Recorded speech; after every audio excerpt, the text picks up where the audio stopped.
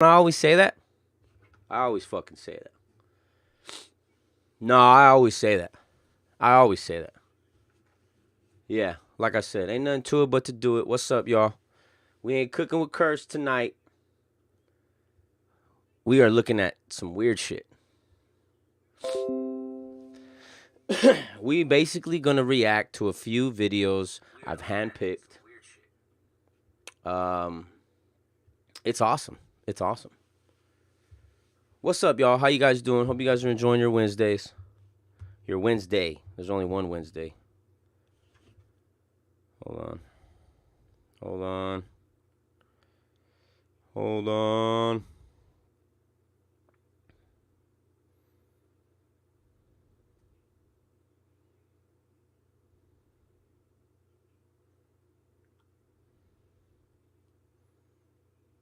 Oh, those are cool. Those are tight. Those are very, very tight. Very, very tight, my friend. Anyways, appreciate y'all for tuning in. We're going to get into some trippy videos. Some trippy videos. Like I said to you guys last time, I've been scouring the earth, trying to find the best videos that I could compile for you guys. This one, it got me. This one's called The Count of Saint Germain. But before we dive in, make sure you guys go check out our new single. It's called Have a Good Day. It's not featuring anybody. It's just the Boyz and I. You can go check that out on all streaming platforms, YouTube. That's all I know. I don't like to listen to music anywhere else besides YouTube sometimes. But you guys can check them out. Wherever you stream music, check that out. Have a good day. Don't forget, have a good day. But we're going to get into some crazy shit right now. Like I was just telling the chat, I've been trying to compile some of the best, craziest videos that I can find out there. And I think I found some. So we're going to take a dive into this video right here, guys. But first, you know. So if you haven't yet, please do so. Roll up, smoke up, pour up, do what you got to do, so you can enjoy the show a little bit more. How y'all doing? Let me know how you guys doing in the chat. You guys know that's the only way I can talk to you guys, man. Please. How y'all like that $1,000 thing, though, huh? You guys think I'm really sending you money? I ain't sending y'all no money. Y'all lying. All right. All right, guys. Hold on. Let me just change one thing. There we go. All right.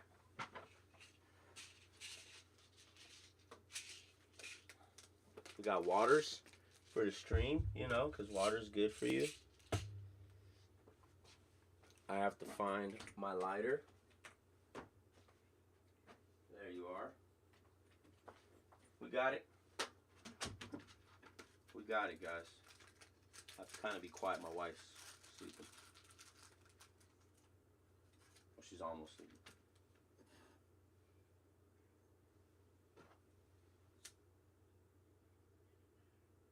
There we go. Gotta light the incense. Get the mood ready.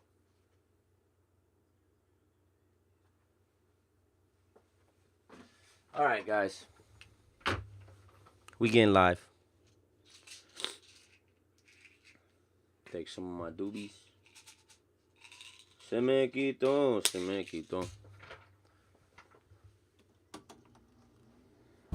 Oh, y'all probably heard that big time. Y'all probably heard that. She on rock now. She on rock now, mama. Yeah, she on rock now, mama.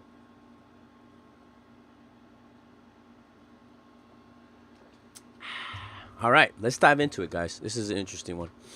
This is the legend of the immortal, the Count of Saint Germain. Y'all ready? Let's go. In 1745, a mysterious man was arrested in London and charged with spying. He called himself the Count of Saint Germain, and for almost 200 years, the Count of Saint Germain was present at every significant political event in the world. and always looked the same age. Some say he walked the earth during the time of Christ. Some say he walks the earth still. This is his story. Ooh, interesting. 1745 was a difficult time in England. The Jacobites, propped up by the French monarchy, had seized Edinburgh that summer. England was capturing, imprisoning, and executing spies everywhere. The man who called himself the Count of Saint Germain was arrested in a coffee shop under suspicion of espionage and was taken in for questioning. The Count's captors quickly learned that he was fluent in every European language and other languages from around the world. Still, he wouldn't tell them where he was from or what his name was. Horace Walpole, the Prime Minister's son, wrote that Saint Germain could sing, compose, and play the violin so well that one would have thought he was a famous musician. Though he appeared about 45 years old, nobody had seen him before. While in custody, he gave details about historical events that only an eyewitness would know. Saint Germain's jailers found him extremely odd. And during this time of rebellion, foreigners in England were imprisoned simply for being foreign. Yet somehow, without giving his real name, age, or place of birth, the Count of Saint Germain was set free. Word quickly got around about this strange man who could speak every language, compose music, and who spoke of history as if he lived it. When the Prince of Wales heard the stories, he wanted to know more, so he sent for the Count. But it didn't matter. The Count of Saint Germain was gone. What the fuck? When Western soldiers returned from the Crusades, they brought with them legends from the East. And one of those was the story of Cartaphilus, also known as the Wandering Jew. As Jesus dragged his cross on the way to Calvary, he stopped to catch his breath. Cartaphilus stepped into the street and told Jesus to stop resting and move along. Jesus said to Cartaphilus, "I shall go and I will rest, but you shall not rest until I return." Cartaphilus didn't know what Jesus meant by this, but as the years passed, Cartaphilus's friends and family grew old and died, though he never aged. He was destined to walk the earth immortal until Christ's return. Now, this was taken to be nothing more than a story until 1228, when an Armenian bishop spoke of having dinner with a strange man who spoke of history as if he was there. The man called himself Cartaphilus. For centuries after, Cartaphilus was seen in the Middle East, then Europe. It seemed as if the Wandering Jew was wandering west. Then one day, a mysterious stranger arrived in Paris. He dressed simply but elegantly in all black. He wore diamonds from head to toe. He had rings on every finger and even had diamond buckles on his shoes. He appeared to be about 45 years old, and he called himself the Count of Saint Germain. What? Oh my god, 100. Saint Germain's know everything and never dies. Voltaire. When the Count of Saint Germain arrived in Paris, he appeared out of nowhere, That was sick. but he made an instant impression on the social class. He was obviously a man of significant means, but nobody knew where he came from or where he got his money. He became the must-have guest at any dinner party. He was a talented pianist, a singer, and he could play the violin so beautifully that people were moved to tears. And he was a brilliant conversationalist who would dazzle anyone, no matter where they were from. He was fluent in French, English, Spanish, Italian, Russian, Dutch, German, and Portuguese, and native speakers couldn't detect an accent. The Count could also speak conversational Polish, Chinese, Arabic, ancient Greek, Latin, and Sanskrit. He had immense knowledge about everything: science, art, philosophy, politics. But where he really excelled? History. He would give accounts of the lives of Henry VIII, Nero, Cleopatra, and famous historical figures. And when asked how he could know so much about people that had been dead for hundreds of years, the Count would simply smile and say, "I was there." What I missed? He even claimed to have met Jesus Christ personally. The Wandering Jew. Right. This would make the Count well over 1,000 years old, which tells the Count always knew the answers. In addition to being a talented musician, artist, and historian, he was also a gifted alchemist. He claimed he discovered the secret of the Philosopher's Stone, a process that can change base metals into gold. He said he had discovered the elixir for life, which is how he accounted for his youthful appearance. Hold the fuck up. The Philosopher's Stone is some real shit? Like real shit? I thought that was just something from like Harry Potter. Saint Germain even impressed the famous philosopher Voltaire, one of the keenest minds at the time. And Voltaire said of Saint Germain, "He is the man who knows everything and never dies." Now, I admit, the story of the Count of Saint Germain sounds fantastic and supernatural, but everything we know about him comes from eyewitness accounts. But the only way to really know if the Count was telling the truth about his age is to find someone who knew him in the past and could identify him in the present. Turns out, there was such a person. One evening, the Count of Saint-Germain was mingling with the elites in Paris, and Countess von Georgi recognized him from when he was in Venice in 1710, about 50 years earlier. The Countess asked Saint-Germain if he perhaps had a father or grandfather who was in Venice at the time. He said, "No, madam, it was I who had the honor of paying you court." The Countess couldn't believe it. She said the man she had met 50 years ago wasn't more than 45 years old, and here was Saint-Germain who looked the same age. In fact, she thought he might have even looked a few years younger. He said, "Madam, I am very old," and he went on to give her details of their meeting. And she was stunned and said, "That must make you over 100 years old." The Count smiled and said, "This is not impossible." Soon after that, word reached King Louis, who found the stories entertaining, but didn't give it much thought. But when the king learned that the Count had a process for removing the flaws from gems and turning lead into gold, the king said, "Bring this man to me at once."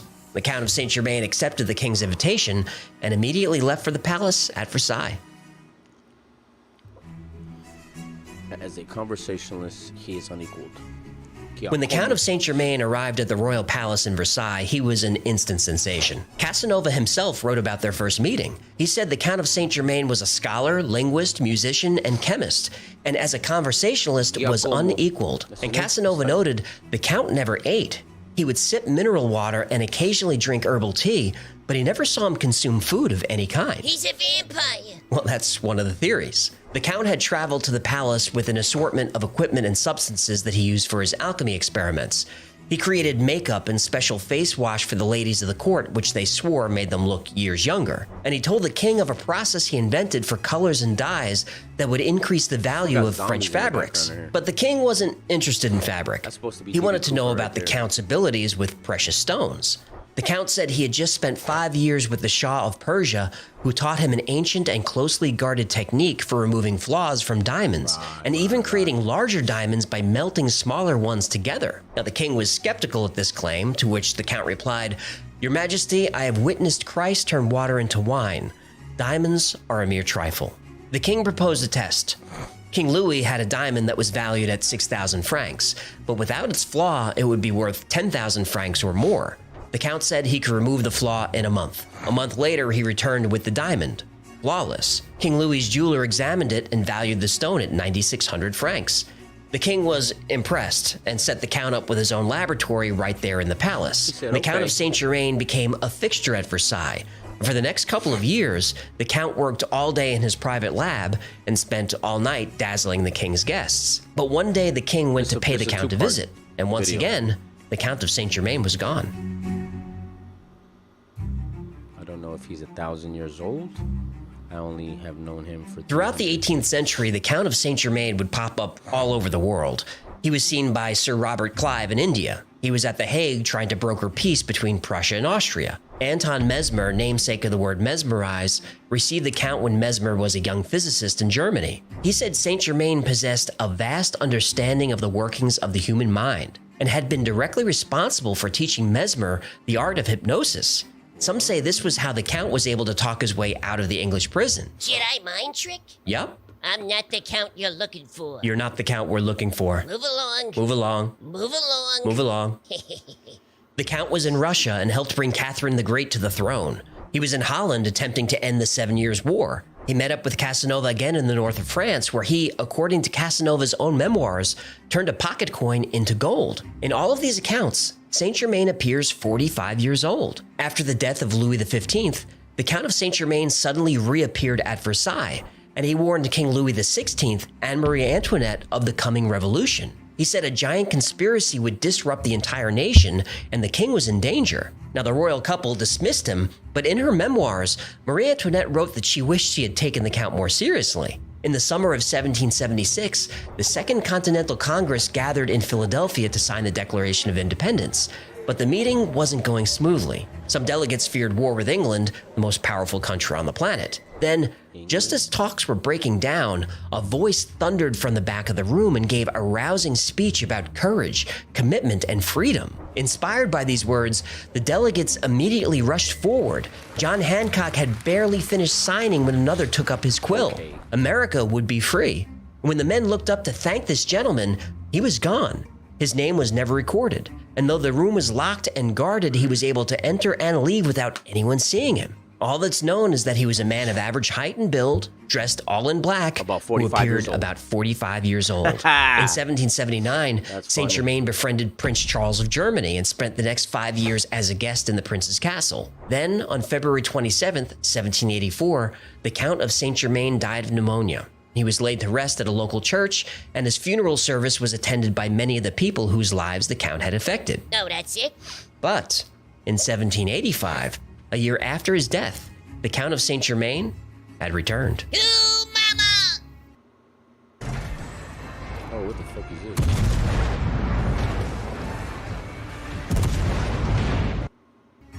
Looks pretty cool, huh? He knew he was needed in some distant city or state. He knew In when 1785, a year after the Count of Saint Germain supposedly died, he was seen once again with Anton Mesmer in Germany. Later that year, the French Freemasons had chosen as their representative the Count of Saint Germain. He was seen at the taking of the Bastille in 1789 and at the execution of Marie Antoinette. Almost 40 years later, the Count was seen in Paris several times by Mademoiselle d'Adamar, who had known him from years before. She wrote in her diary that she was amazed that every time she saw him, he still looked 45 years old. In 1870, Emperor Napoleon III was so fascinated by the Count that he created a special commission to investigate him. A year later, a mysterious fire destroyed all the records they'd gathered. Suspicious. It is. In 1877, Saint Germain was seen again at a Freemason lodge in Venice. In 1896, Theosophists Annie Besant and Madame Blavatsky said the Count had been in contact with them. He claimed to be of an immortal race who come from a civilization hidden beneath the Himalayas. What's a theosophist? Well, Theosophy is a religion that claims there's an ancient and secretive brotherhood of spiritual beings known as the Masters, and these Masters are said to have great wisdom and supernatural powers. Checks out. In 1914, during World War I, the Count was captured by 2 Bavarian soldiers. They said he spoke many languages and wouldn't tell them where he was from. But he did say the war would end in 1918. The soldiers thought he was crazy, but they let the man ramble. The Count said that a tyrant from the lower classes would wear an ancient symbol and lead Germany into another global war in 1939. And that Germany would be defeated in 6 years, but not before committing unspeakable acts of violence. The soldiers were so unsettled by the strange man that they let him go. I'm not the Count you're looking for. Right.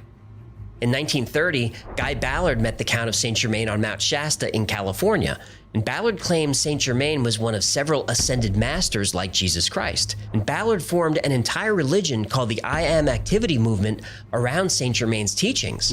At one point, the I Am religion had over 1 million members, and it still exists today. And there are many other sightings of the Count throughout history, but these are the most well-known and best documented. So that leaves us to 2 big questions. First, was the Count of Saint Germain a real person? Well, he most definitely was. There's no debate about it. But was he immortal? Well, we'll address that in part 2. Wait, what? Trippy. You're not gonna tell us now? Nope. That's a bunch of bullshit. I have a reason for doing this. In part 2, we'll see if we can separate the myths from the facts and figure out who the Count of Saint Germain really was. I still say bullshit. Ha ha ha ha ha. That's Thanks for crazy. hanging out with me. So, In part 1, well, he's basically going to go over a little bit about what the last video was. But we're doing some reactions, man. I've been scouring the earth trying to find some crazy videos, and I came across a few. So we're going to go over them. we talked about the mysterious Count of Saint Germain.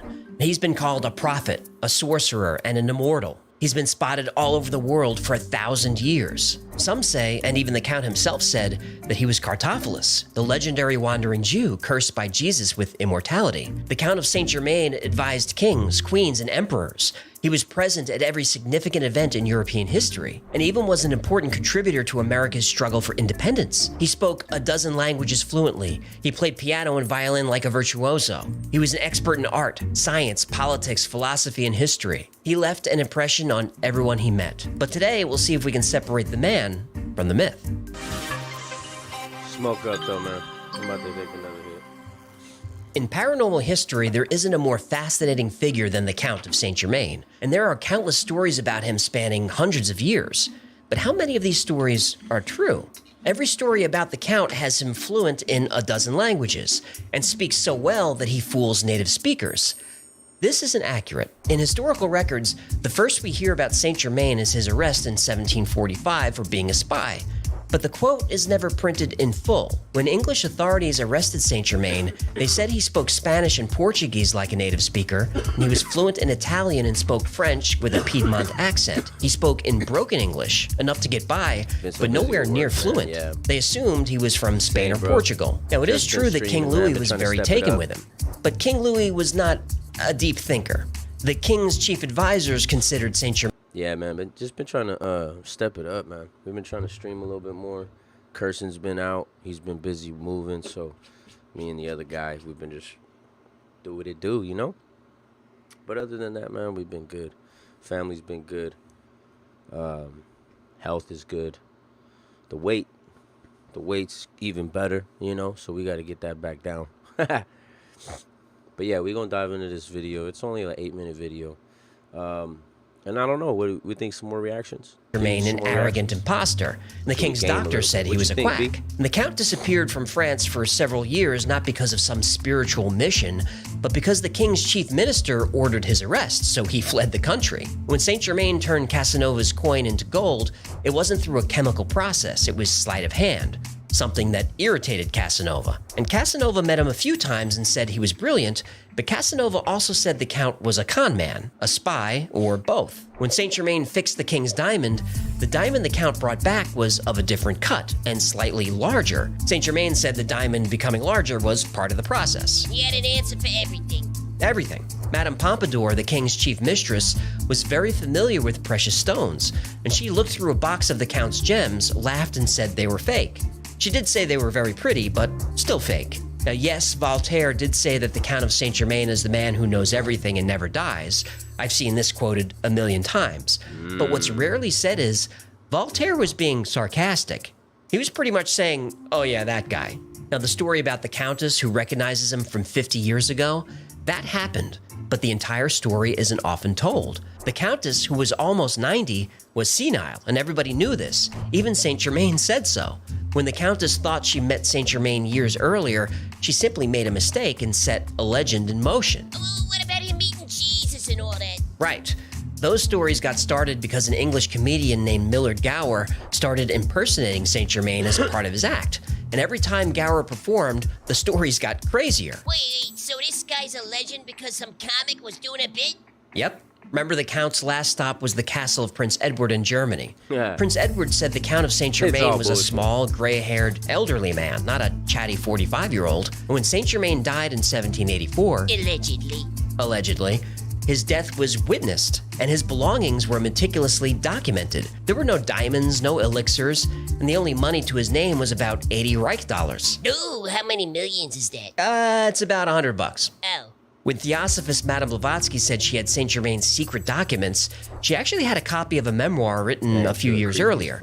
And the memoir didn't contain mystical knowledge, just biographical information and stories about a charming man who was why good I at talking do people's ears appreciate off. this guy's videos, Eventually, because he does break Blavatsky it was down. exposed as a fraud by a whistleblower in her movement. But plenty of occultists were fans of the Count. Look, maybe Guy Ballard really did meet Saint Germain on Mount Shasta. I don't know, I wasn't there.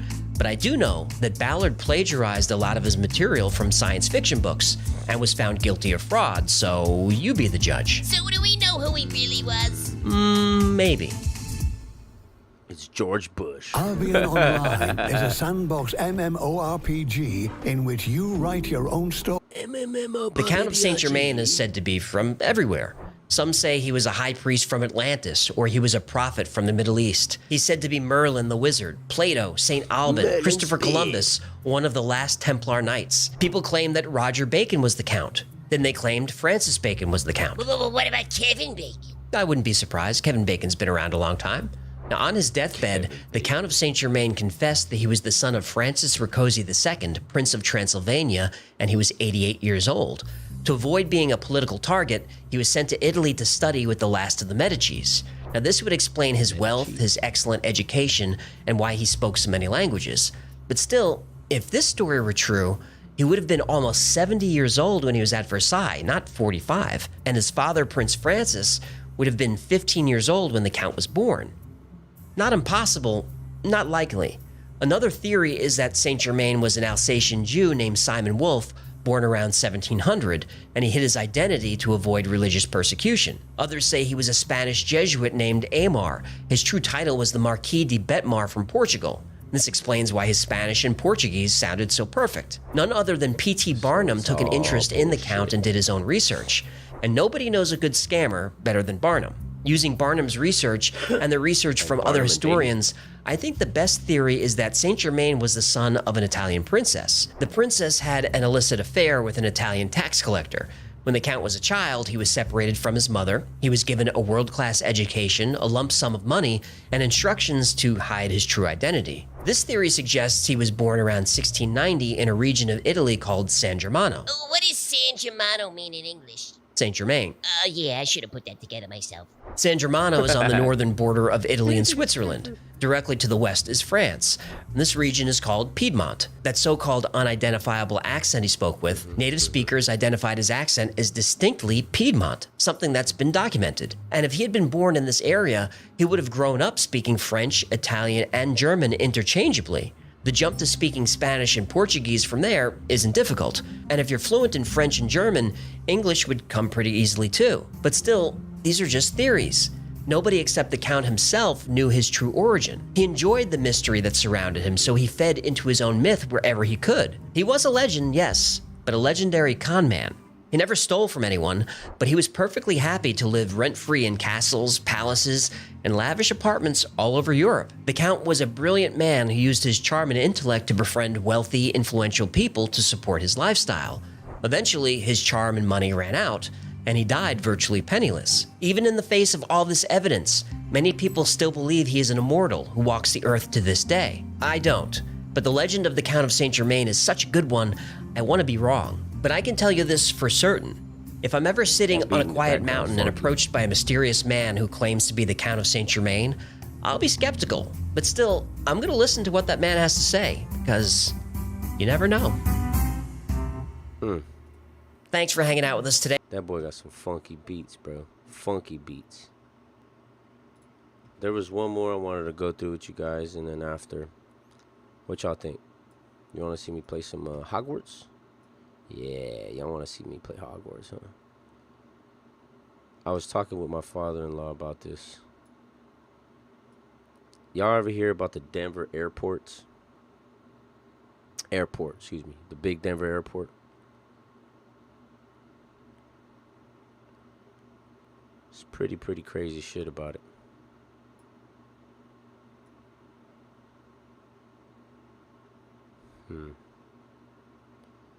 What was the other one? Here we go. Nah, we'll do this one. Oh, dropped my phone. I was talking to Bricks about this one. Planet Serpo. So this is some like real. We'll just get into it. You guys know he'll actually get it. Shut your mouth, you stupid face.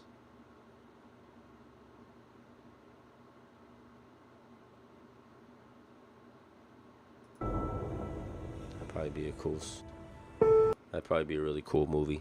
Sisu. I'm down to play that. Files is brought to you by Established Titles.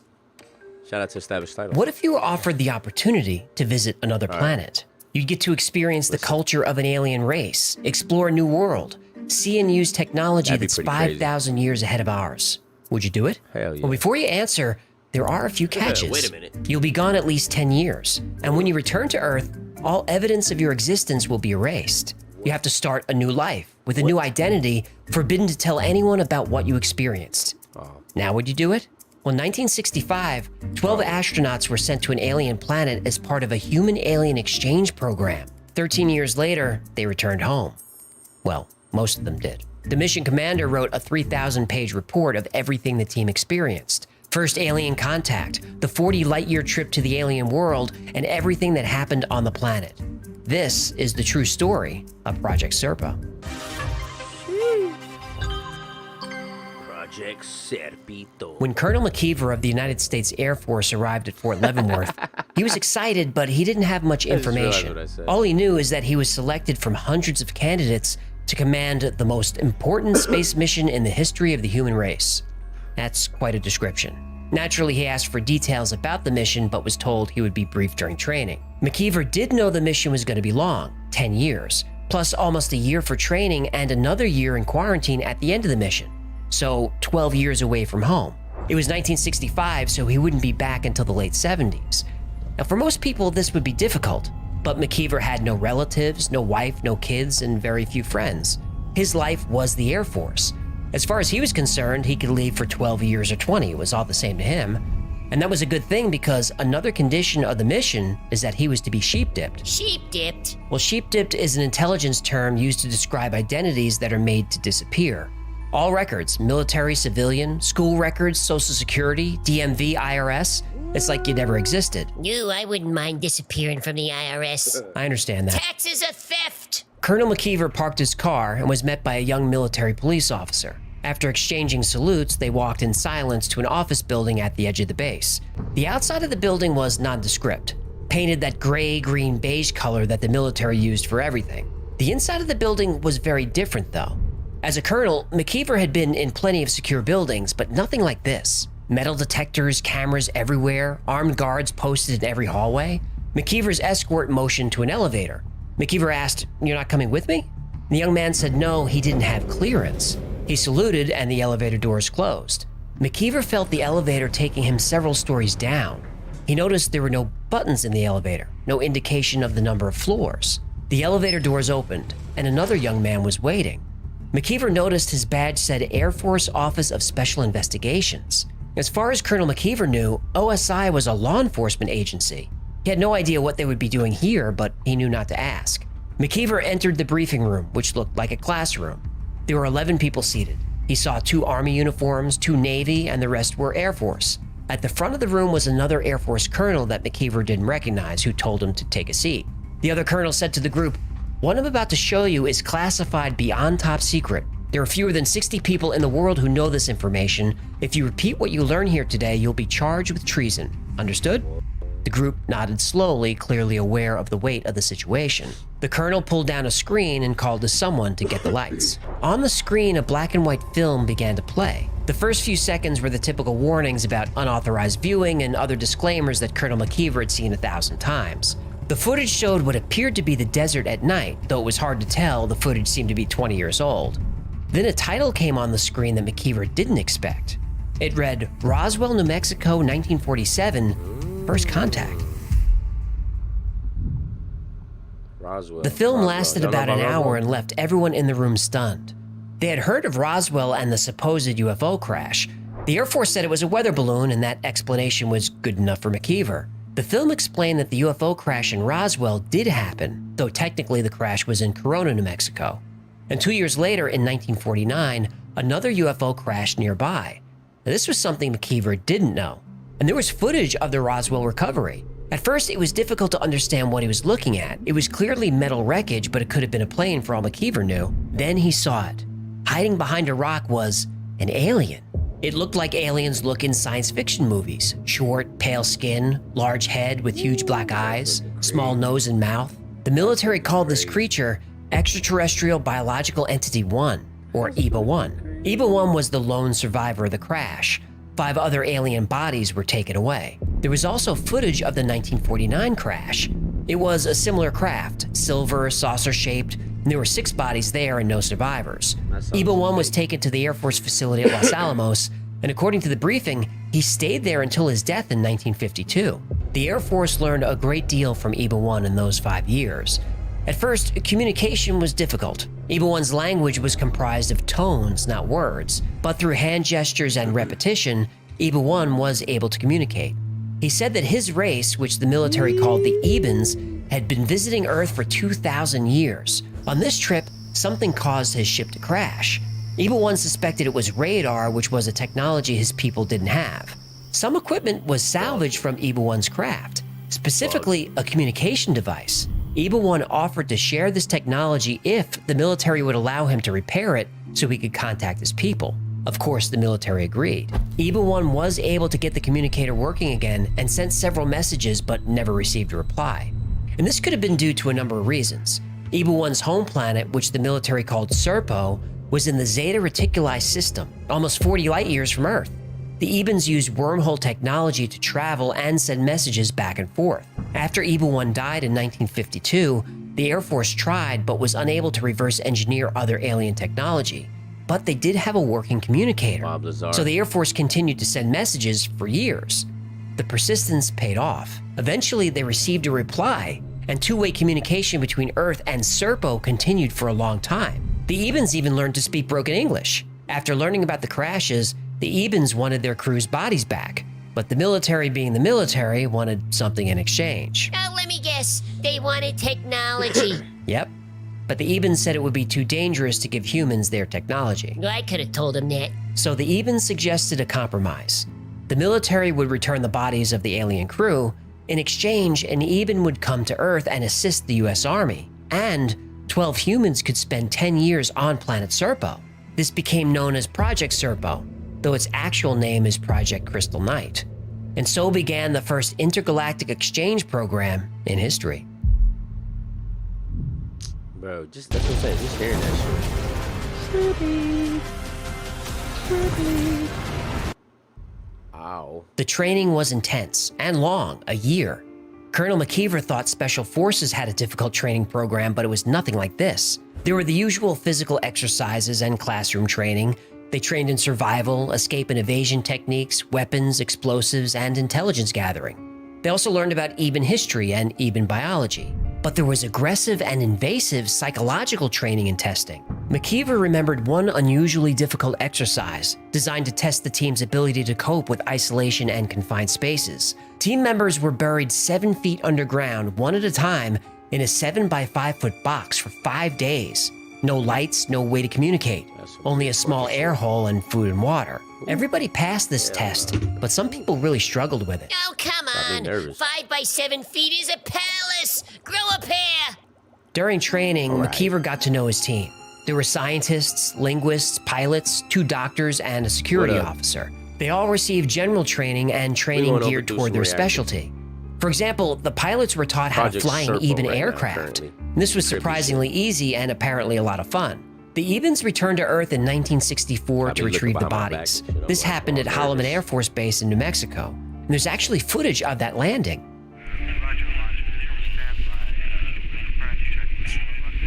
What is that, dude? That looks like a fucking worm. That made me want to squinch my eyes. That motherfucker messing my eyes.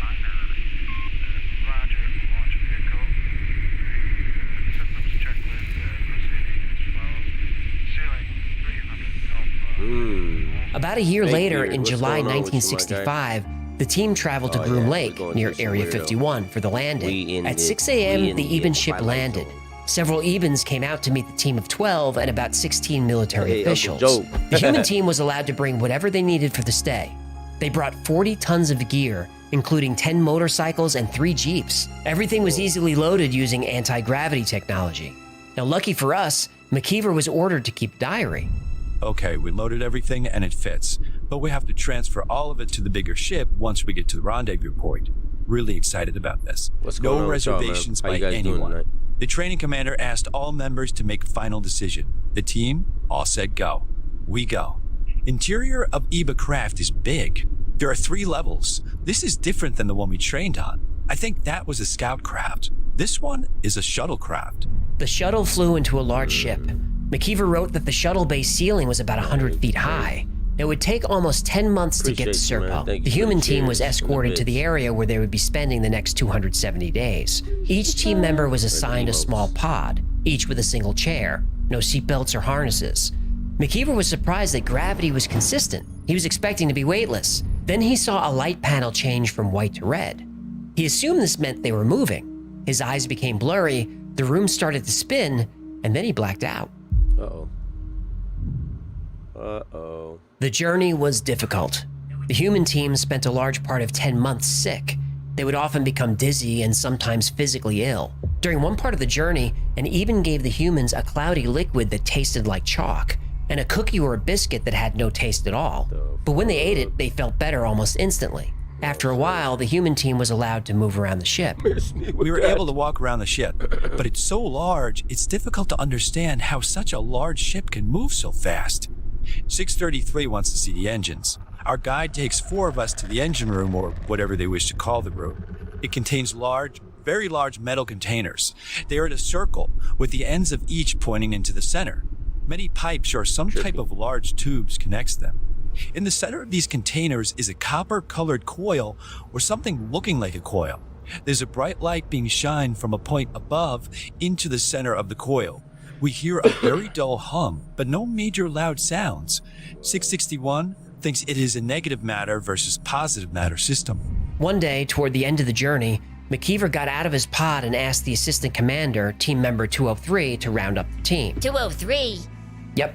Team members were now required to refer to each other by their number and not their name. Oh, because they were dipped in the sheep thing? Sheep dipped. So 203 rounds up the team, but there's a problem. One of the pilots, team member 308, is missing. McKeever asked what happened to 308. One of the Ebens says, "Earthman not alive." Uh-oh. McKeever asked to see him, but the Ebens say that's not possible.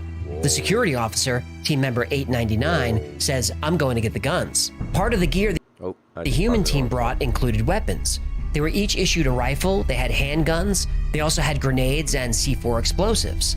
899 begins to storm off when a female Eben, who speaks very good English, says, "Please, no guns." She explains that 308's body is in quarantine until they can figure out what happened. The Ebens allow the human doctors, 700 and 754, to examine the body. They determine 308 died from an embolism, but the Ebens want him to remain quarantined. McKeever agrees as long as 308 can be given a proper burial on Serpo. Not long after that, the humans are instructed to return to their pods and prepare for landing, which they do. There must be something about jumping in and out of a wormhole that's hard on human anatomy, because McKeever blacks out again. Boy, this guy really can't hold his wormhole. 6 hours later, his pod opens and his team walks to the door. Slowly, the door opens.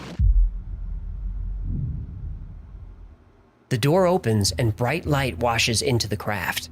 The team members were issued heavy-duty sunglasses, like those worn during nuclear bomb tests. They quickly put them on. The first thing McKeever noticed was the heat. He asked one of the scientists, team member 633, to check the temperature. 107 degrees Fahrenheit. Whoa. The landscape is barren.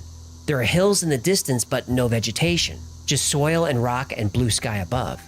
McKeever thinks it looks like Arizona or New Mexico. One major difference: 2 suns in the sky. McKeever's report supposedly has several thousand photographs and even film. Unfortunately, these haven't been leaked, except for one photo: the 2 suns of Serpo. Serpo is in the Zeta Reticuli binary star system. Because of its 2 suns, Serpo is never in complete darkness. According to the report, Serpo has one main sun that the planet orbits, the second sun is farther away. A large number of Ebens have gathered for the arrival.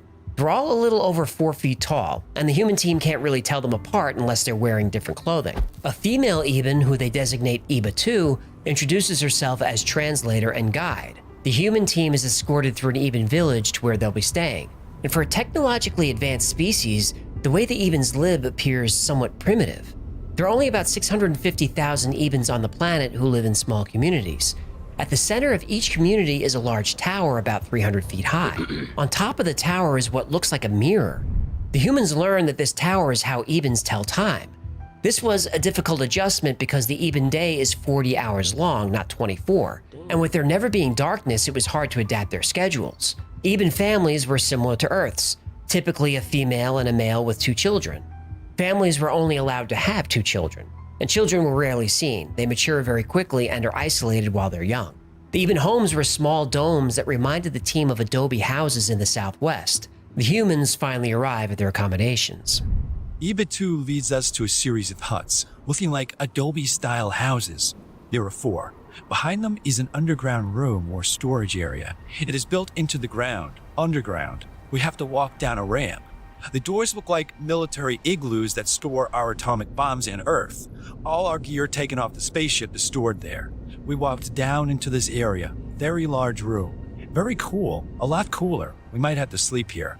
All our gear is there. 16 pallets of gear.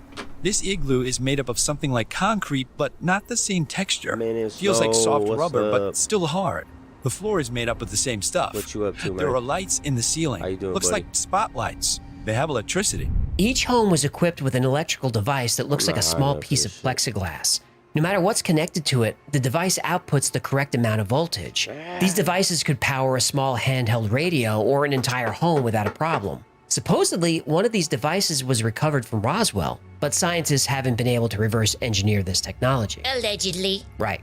Now that they're finally on the planet, McKeever requests the body of team member 308 so they can give him a proper burial. EBA-1 takes McKeever to a building that looks like a medical facility. An EBAN doctor meets them at the door. He speaks English almost perfectly. McKeever says he wants 308's body. The EBAN doctor's confused. He says you can't have him. McKeever says, "Give us our man or we'll take him by force." EBA-2 jumps in. She says it's not that they don't want to return 308's body, it's that they can't. The doctor confirms this and says we're using him.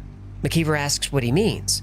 The doctor casually says, well, we're cloning him and using him to create hybrids. What the fuck?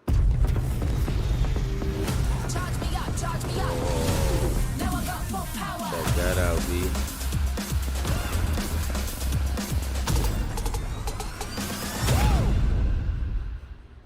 Yeah, we just making clones, no biggie. No fucking biggie, though. No fucking biggie, bro. Obviously, cloning a member of the team without permission was a problem. But McKeever heard the doctor out. On EBAN, it was considered a great honor to donate your body to science for experimentation and cloning. McKeever doubted he could do much about the situation. The EBANs were peaceful, but they did have a military. If they wanted to put the humans in prison, or worse, McKeever knew there wasn't much he could do about it. We were only 11 military personnel. We had no way of fighting the Ebans. We did not come 40 light years to start a war with the Ebans, a war we could not win. We could not even win a simple fist fight with the Ebans. Even if we could, what then? So with the help of EBA-2, the doctor agrees that 308's body will not be used anymore. Not that it mattered much. The doctor said all of 308's blood, organs, tissue, and everything was used to create new creatures. McKeever said, show me. In a small anti-gravity aircraft, the human team was flown to a laboratory facility. The inside of the building was completely white. There were a lot of Ebans walking around, all wearing blue clothing. And when they were brought to the first lab, there were rolls of containers looking like glass bathtubs. Inside each bathtub were bodies. I was shocked, as were 700 and 754. Bodies. Strange-looking bodies. Not human bodies, at least not all of them. We started walking down the space between the tubs. We looked into the tubs. These were hideous-looking creatures.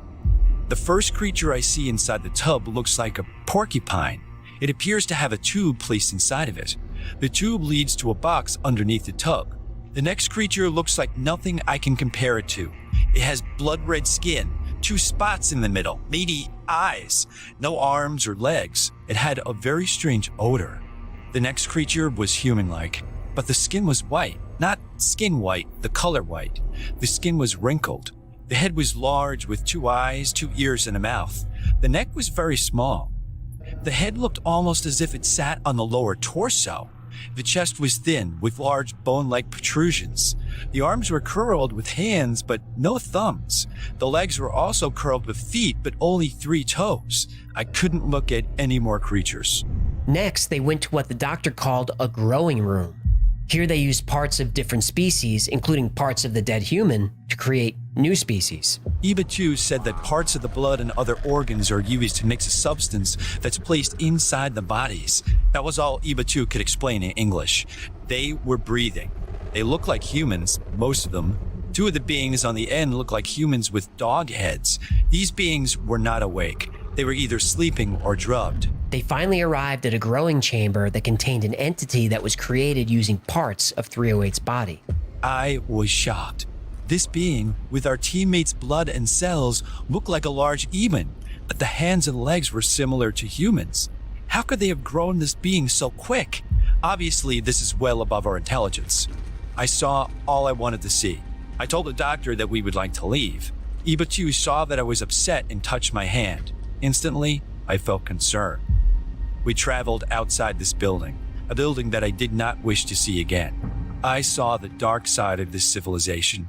The Ebens are not the humane civilization we thought they were. Because of the misunderstanding of Eben time, the 10-year mission was actually 13 years. During that time, McKeever and his team learned a lot about Eben culture. Eben life was very regimented. As children mature, they're tested for aptitude and placed in jobs to which they're most suited. All Ebens work part of the day, they rest part of the day, and even pray part of the day, though the team never could figure out what kind of religion or spiritual beliefs they had. All manufacturing took place away from the Eben homes, same with agriculture. Ebens grew all their food hydroponically. The human team had taken about 2 years' worth of food with them, and when that ran out, they tried to get accustomed to Eben food, which wasn't easy. Everything tasted like paper or chalk. Ooh, it sounds like they learned how to cook from my second wife. Her cooking was terrible. How bad was it? Her cooking was so bad, we prayed after the meal. Good one. No, I tell you, her cooking was bad. How bad was it? Her cooking was so bad, the flies chipped in for a screen door.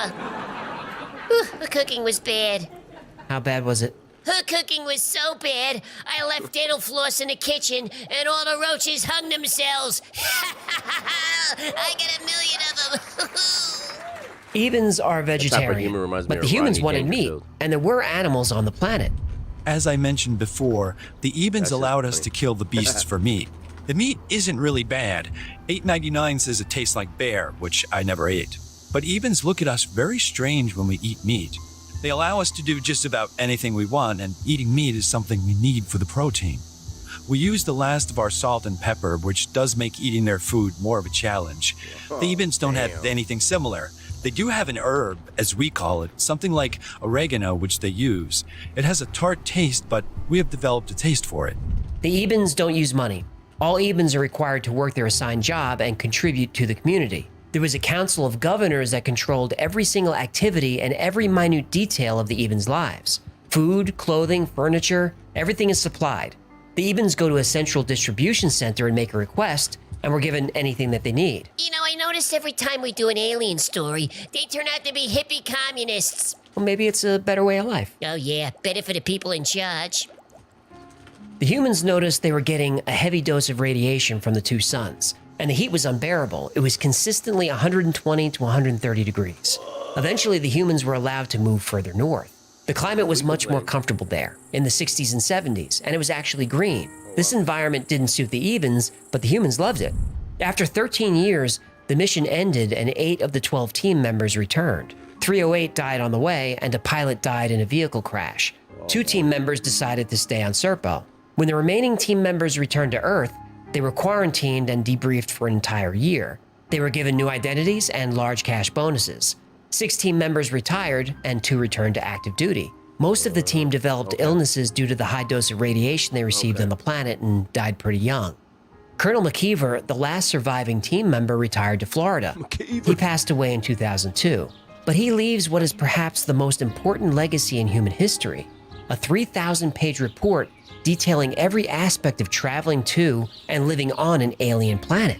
Yet there are no monuments to him. No statues, no schools or streets bear his name. Colonel McKeever volunteered for this dangerous mission not for personal glory, but in service to all Americans and the entire human race. Maybe one day he'll be recognized as a great man, but sadly, that day is not today. Yeah, I fucks with you, Colonel McKeever. I fucks with you, cuz. This game, you're not ready for it. Okay.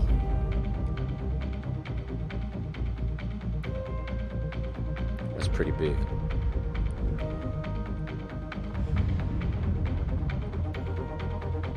Whoa. You're in the middle of this beautiful sci-fi environment, and you're seeing intrigue, the espionage, the alliances form, the power that shifts around, and it's amazing to watch. This is primary, Julia, secondary. Simple actions can have massive effects. You can cooperate with people, compete with them, make friendships, deceive them, betray them. It's amazing to think that it's all just other players. This better not be a fucking murder. More players start coming. It just starts this complete cascade of actions, and you don't know what's going to happen. Here it comes. It is a free-for-all. We'll get locked up and shot instantly. People start dying left, right, and center. It's just something that you can't get anywhere else. It's just a rush like no other. All good moves. Yeah, that looks pretty sick. Everybody's on this journey and right. All right, that looks pretty sick. The Project Serpo story has become legendary in the UFO community. It's firmly part of the lore. But is it real? To get to the truth of the Serpo story, there is a lot to unravel. And there are a couple of theories.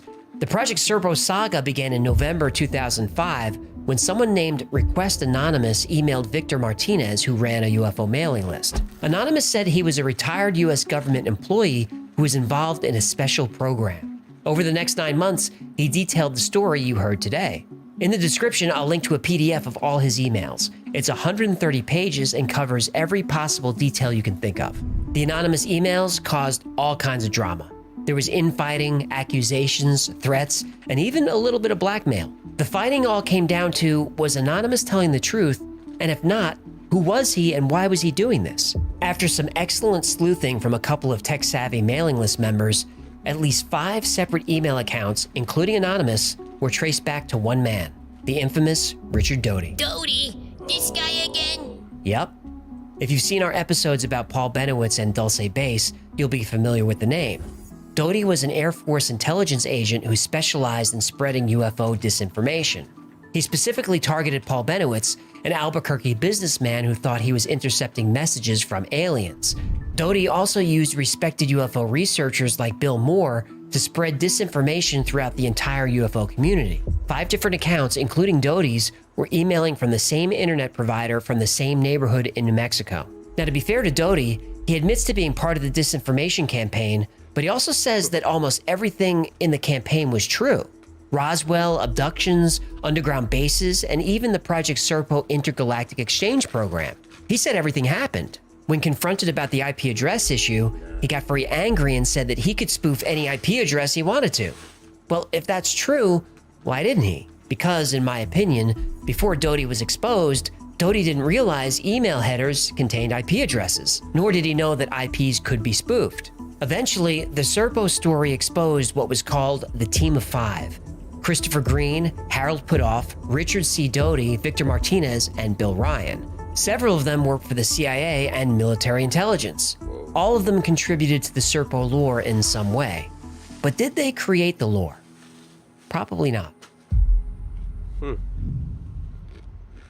Even though Richard Doty and the Team of 5 propagated and added to the Serpo lore, a story about an alien exchange program has existed since the 1950s or 60s. In 2006, when Serpo was lighting up the UFO forums, a user named Chapman weighed in. He said he was formerly of the British Ministry of Defense and said he saw the Serpo files. Yes, the files were real, but the events described in them were not. Chapman said the original Serpo story was created by Alice Bradley Sheldon. She had a successful career as a science fiction writer under the pseudonym James Tiptree Jr. She published a lot of books over a lot of years and was inducted into the Science Fiction Hall of Fame. She also happened to work for the CIA. During World War II, she worked for military intelligence and reached the rank of major, which was very high for women at the time. After the war, she joined the CIA. In the early 60s, the Soviets had successfully convinced the US government that they had nuclear weapons hidden on American soil. The nukes were supposedly in abandoned mines near large American cities and could be activated by sleeper agents. This wasn't true, but it wouldn't be completely disproved until 1980. Project Serpo was a response to this piece of intelligence. The CIA wanted to scare the Russians into thinking the United States had acquired advanced technology and was becoming friendly with aliens, and the Soviets might want to think twice about detonating a nuclear weapon. At first, the Serpo story worked. The KGB was nervous, but the story became more convoluted and started to sound like a cheesy sci-fi novel. This made the KGB suspicious. Then the CIA added photographs to the story. The Russians didn't buy it. The Serpo story had been forgotten for years, but resurfaced when Richard Doty and the Air Force perpetrated a very aggressive disinformation campaign against the UFO community. The purpose of this campaign was to flood the community with more and more outlandish stories. Eventually, UFO believers didn't know what was true and what wasn't. Some UFO researchers turned on each other. It was chaos and a highly successful intelligence operation. Then, over the years, Richard Doty goes from counterintelligence agent to UFO believer to keynote speaker at UFO conventions. A part of me wants to believe him, to give Doty the benefit of the doubt. He claims to this day to have nothing to do with Serpo. But if he's telling the truth, why is he making fake internet accounts? Why is he flooding the internet with the Serpo story? When Anonymous, aka Richard Doty, began posting about Serpo, the story was simple. But then it got more and more elaborate. Anonymous was even answering questions from the group. What this did was flood the group with outlandish information. The members didn't know what to believe and they turned on each other. The same operation Doty ran in the 80s, and the same result. There is no physical evidence to prove that Serpo actually happened, but there's also no evidence to debunk it. We don't know for sure if it was made up by the CIA. Whether you believe it's true or you believe it's fake, it doesn't really matter. All we have are theories. We do know that Zeta Reticuli is a binary star system, but it's what's called a wide binary system. The stars are a light year apart, so there's no way that photo is correct. Also, it's highly unlikely that humans could eat food on an alien planet. In such a different biome, literally everything would be toxic. But Whitley Schreiber, Bob Lazar, and a few other whistleblowers say Serpo happened. Betty and Barney Hill are maybe the most famous UFO abductees of all time, and they said the aliens who abducted them were from Zeta Reticuli. Are all these people lying? Are they just building on a story that has evolved over the past 60 years? Or is there a planet out there somewhere, inhabited by an intelligent race of beings, living in peace, caring for one another, thinking back fondly on the time the strange Earth creatures came to visit? And if the Ebens are real, you can't help but wonder, what does that alien-human hybrid look like? Yo, what was that? Did you see that? Let's try to see it. Inhabited by an intelligent race of beings, living in peace, caring for one another, thinking back fondly on the time the strange Earth creatures came to visit. And if the Ebens are real, you can't help but wonder, what does that alien-human hybrid look like? Ah, damn it. Can we get it? Creatures came to visit. And if the Ebens are real, you can't help but wonder, what does that alien-human hybrid look like? I can't get it, guys. 348. 345. Alien-human hybrid look like? You bastard. Almost got it. 48. Let's do 45. What does that alien-human hybrid look like?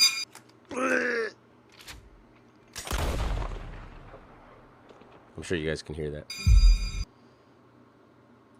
I'm gonna try again. One more time. Are real, you can't help but wonder, what does that alien-human hybrid look like?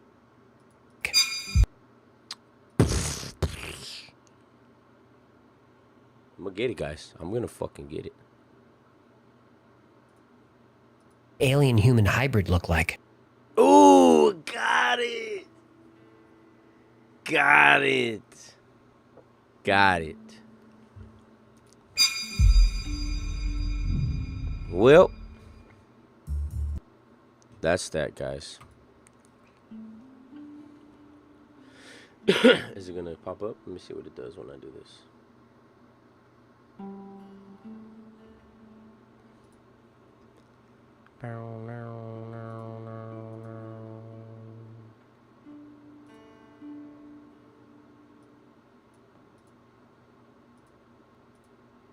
Bada boom. There we're on, guys. I'm gonna go ahead and update this.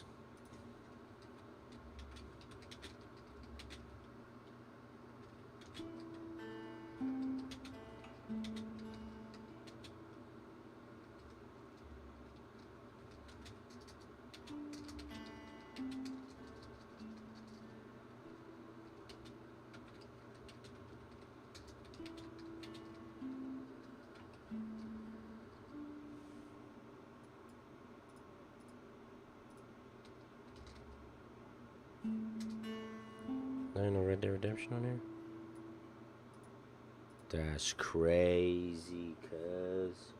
Alright, guys, we're gonna jump into some Red Dead Redemption.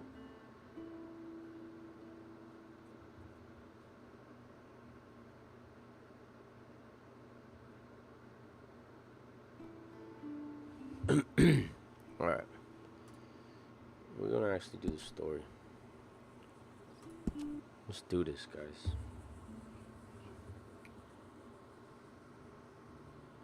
We're gonna jump into the game, shoot some folks, hunt some fish, do the dang.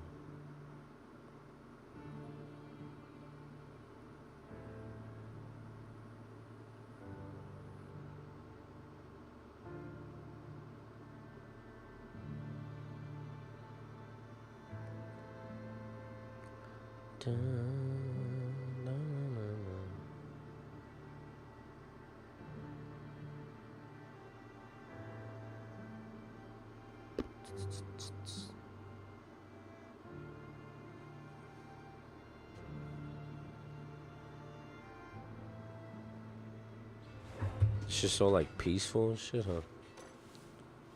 Yeah, partner. Let's get some money. Valentine. Damn, boy, looking good. Look at my boy. Look at my boy. Wall Morgan. Oh my goddamn.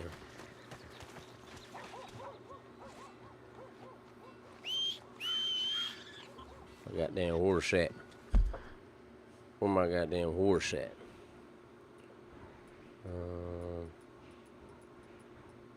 Let's go ahead and run one of these missions up.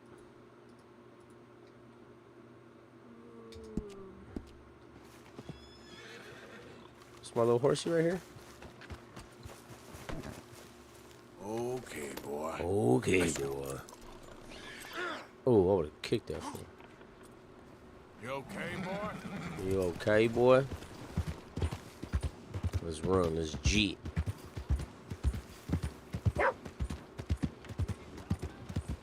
Get out the way. I ain't got no issues with you, partner. Get up out my face. Alright, guys. We're gonna head over to do this mission real quick. See what other trouble we can get into on Red Dead. See what other trouble we can get into on some Red Dead. Cowpoke. We out in the Wild Wild West right now, guys. It'd have been so sick to like be around during these times. It probably wouldn't have. Everybody says that. Everybody says that it'd be so cool to go back in history. But once they ain't got that Starbucks, once they got that cell phone, hey, that life hit a little different. Ooh, that's got some nice antlers on it. We'll let it be. Oh, sick. Look at him. He's fucking hurting. My bad, player. My bad. Oh, no. Almost ran over that little fucking thing. Yeah, good boy. Good boy. Good boy.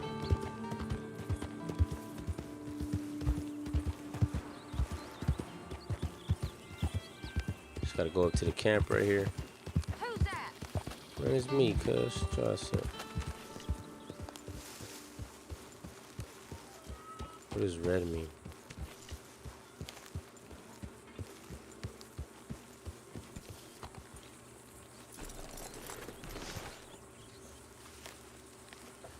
Let's go ahead and get this going.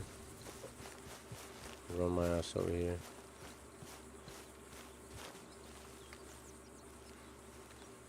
Pot of stew. Where the pot of stew at? Hi there, Arthur. What's up, big pimpin'? Got some stew for me? You been on the run again? Greetings, my boy. All good there, Pearson? Still need more food, Mr. Morgan. Yeah, you should try your luck again with that. Come on, you brought me in. Help me. I will. Donate some food right here. Where'd I donate some food at, Pit? There. Crafting. Wow, Arthur. I'm very into my crafting at the moment, Mr. Morgan. I'm very happy to make you something if you bring me the right materials. I got an alligator skull. Most of this stuff is locked. Oh, pretty cool, pretty cool. Keep my eye out for some good material.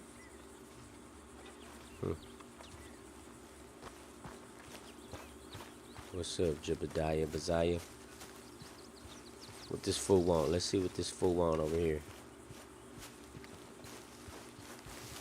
Herr Morgan! Herr Morgan! Mr. Strauss? You busy, my friend? No, sir. I'll cut you in. Loaning.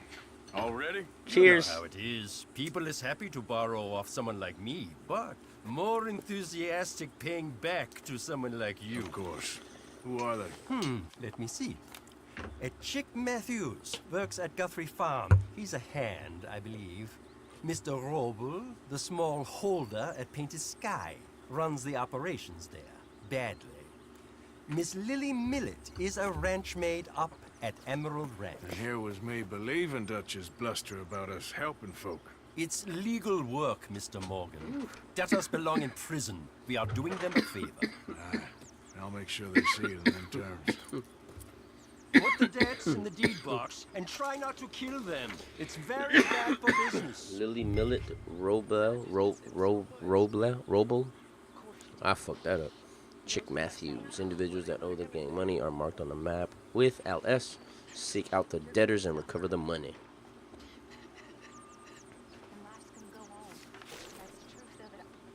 Listen. Listen. Listen, you need to shut up. Nowhere. Let me get some. Where the hell did my hat go? That's one thing I need to fucking... God damn it. I need my goddamn hat. You know what? We're gonna be the just most giving person in the world right here, guys. We're gonna give all of our shit to the camp. Yeah? Let's give it all up. Give items. What can I give? I think I'll pawn these. Let's just give it to him. Donate.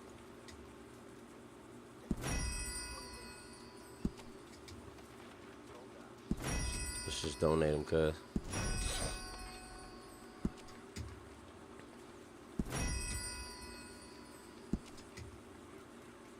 I'll just keep my money. Cause I'm gonna keep getting this shit. What did I do? Can't contribute more? Can I contribute food? What did it say? Give items. Oh no, I'm good. Well, looks like we got a fucking job to do, buddies.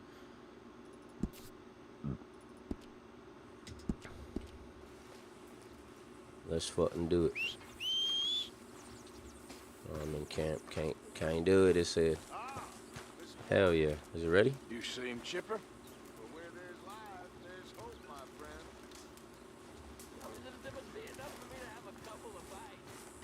Mr. Morgan. Yes, Miss Grimshaw. Mr. Matthews gave me a message for you. Mr. Matthews. He said when it was convenient to head into Emerald Ranch. He's looking at a few business things there. Okay. Oh, he'll find something too. He always does. Will you be well now, Mr. Morgan? I'm always well, Miss Grimshaw. Anyway, I won't disturb you. Okay. Alright, get the fuck out. Dickhead. Alright. Let's just get the hell out of here. Where's my horse at?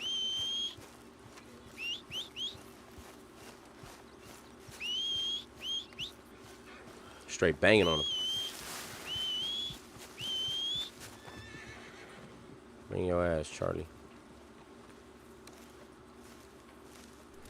How you study? This is my horse, stupid.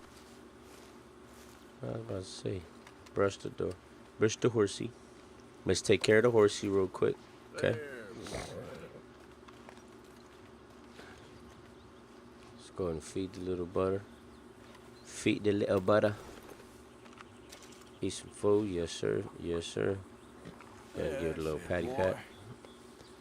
And then we must ride. Let's ride. Yep.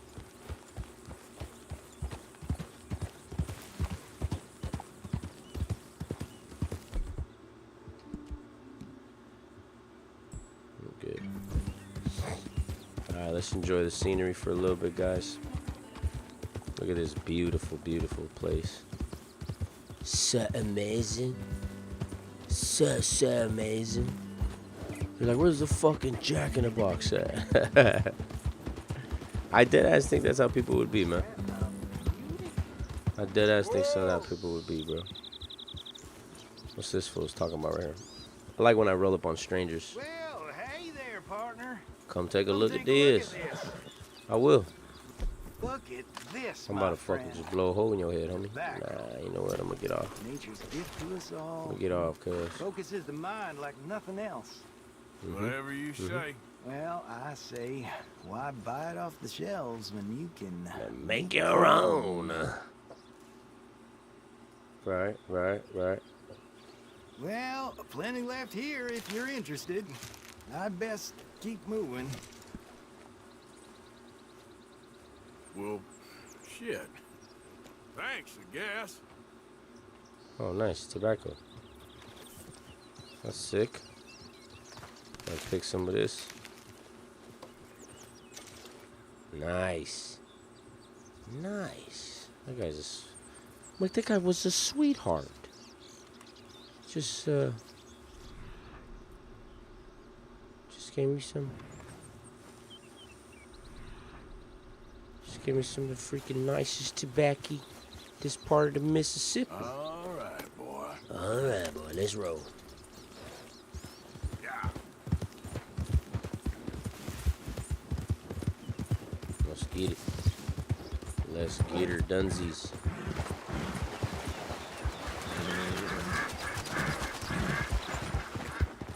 Yeah, okay, boy. Oh, I see you right there. Nah, I'm good. I gotta kill this fool though. What's wrong with you? Whoa, back. I'm gonna put you over here, girl, cause I don't want nothing to happen to you. Yeah, you just go ahead and feed you. You should be good. Feed you real quick. Let me brush you real quick, just in case, cause if I die, I want you to look good. You know what I mean, baby? I want you to look real good. Hey, homie, you better get up out of here, dog. That's all I gotta say. Let's see. I gotta get the pump with me. Pump. I'm gonna put that away. Striggity Strauss. Debt collectors.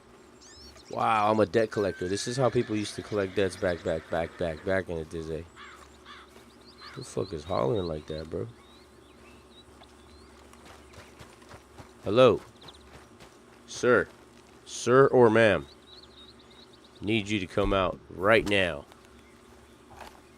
Right the fuck now, dude. Boom! Knock, Mr. Robe.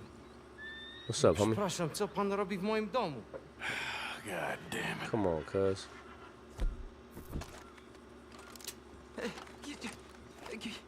Kim jesteś? I'm here on behalf of Leopold Strauss. Where's our money? Leopold Strauss. Nie mam pieniędzy. Excuse me? Damn it, you don't speak English, do you? Look at that. Now, you remember where you're keeping that silver? Potrzebuję trochę czasu. Znajdę ci pieniądze. No, still don't understand you. Okay. He said I'll get the money. I don't believe him. I need my money now, player. Hey. I need my money now, I said. Where is the money? Gold, dollars. Nie rób tego. I have nothing. Should we take a look? Should we take a look around? Przestań.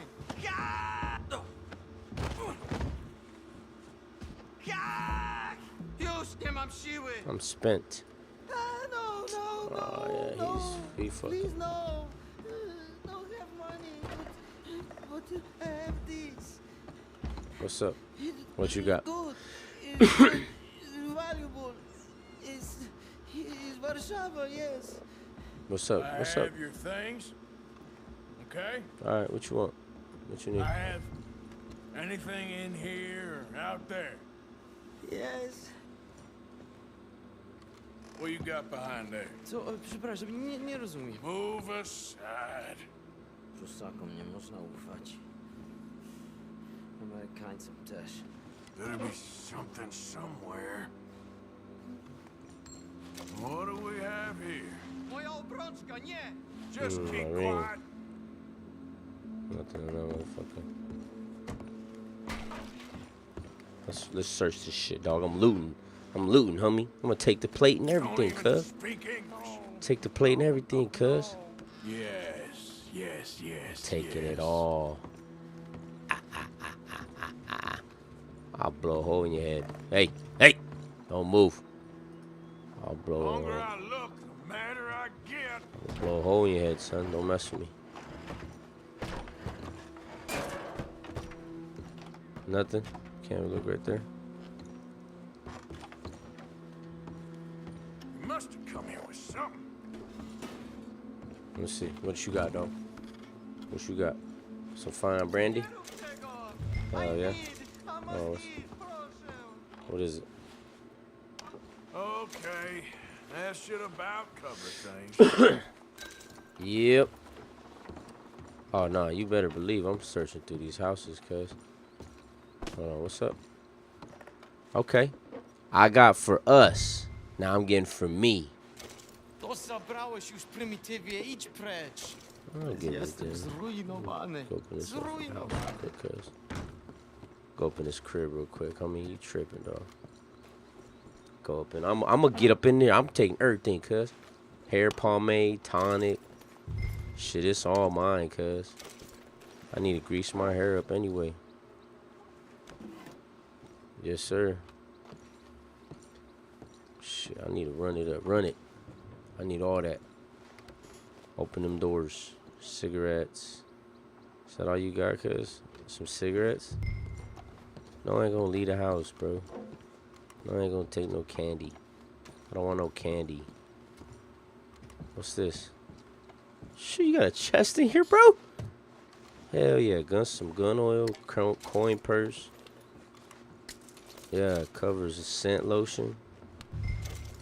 Gang. What's up? I know you got another door in here. You got another door in here, homie.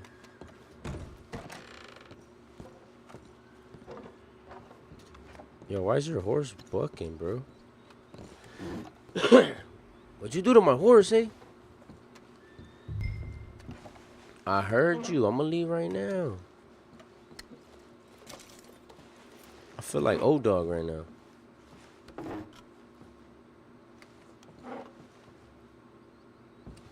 What you got in here? You got something in here. Crackers. Yeah. Taking homies crackers, bro.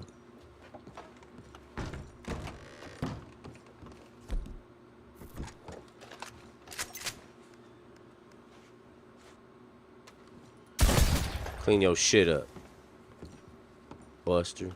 Pay your debts. Shit.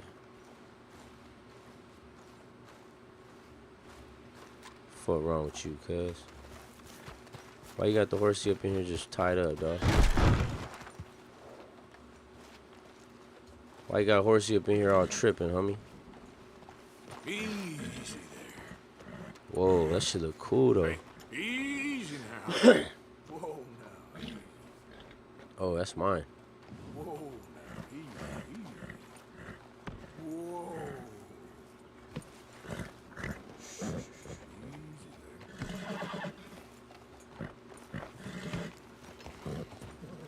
Oh, he almost got me. No key, he almost got me. Oh, he gonna bat me. Get going, girl. Take it easy there. Go on, girl. Easy there. Easy. It's okay. Easy. You're okay. Oh, it's a big horse. Yeah, I think I found a good little horsey right here, cuz. Hungarian half-breed. Whoa. Let's see what some F1 talking about. Hungarian half-breeds are strong war horses. They can be identified by their large frame and noble head. The flaxen chestnut and piebald Tobiano are found in the wild, while the dappy dark gray is purchased from a stable. Their fearless nature makes them great for combat. They handle well, but are less healthy than other war horses. The stamina levels are good with average speed and acceleration. Okay. So it's not a bad horse, but it's not the best horse. Is that what she's telling me?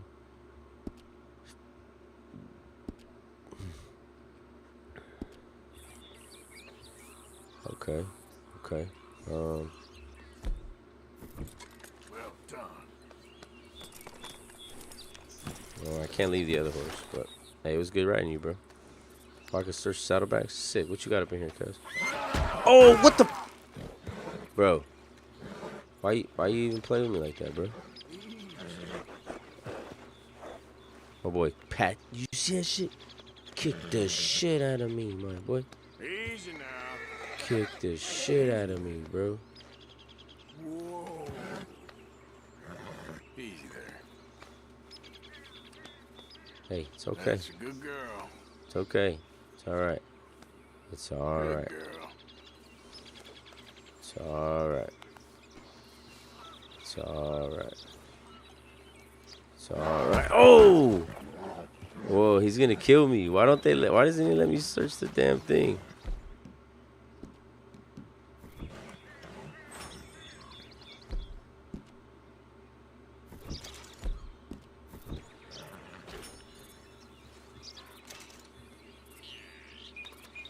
What do I do?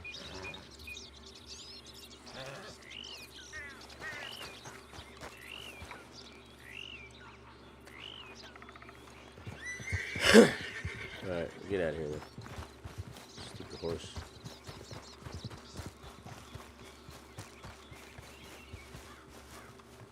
Alright, where else we gotta roll? Let's get some money, guys. This one? No, it's donations. Chick Matthews. Pretty long ways, huh? Oh, it's not that bad. I'm right here. Let's get it. Yeah. And we on the way. Sheesh. Pinchy 4x4 horsepower. Is that a gunshot?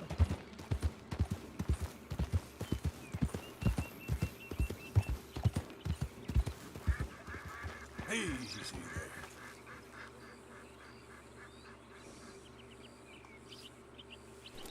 That was a gunshot, but on who?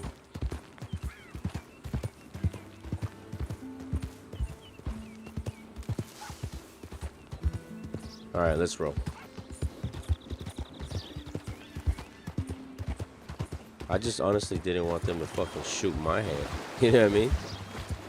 Oh, I got a $50 bounty in this bitch. Oh, did you hear that? Did you hear that? Oh shit, there's like a jaguar or like a something around here, homie. Oh, look at that big fire. Slow it up. I gotta put something in real quick, guys. There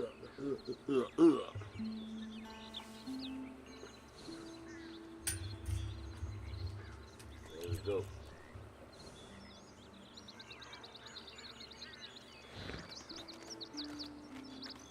Yo.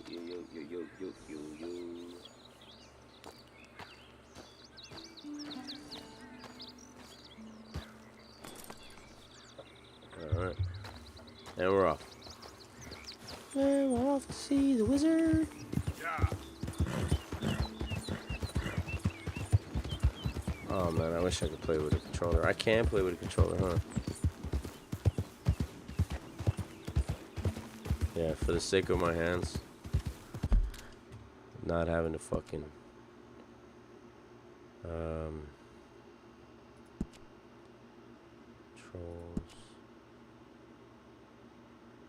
mouse mode. Maybe I need to just connect it and it'll work.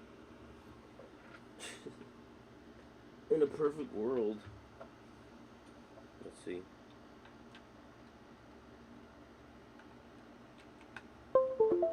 Plug the joint in right here. Power A controller right here, guys. Let's see what it do. What it do. Oh, let's see what key mapping. Control.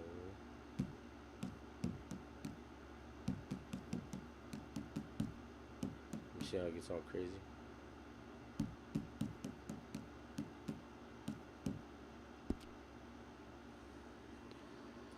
Let me see.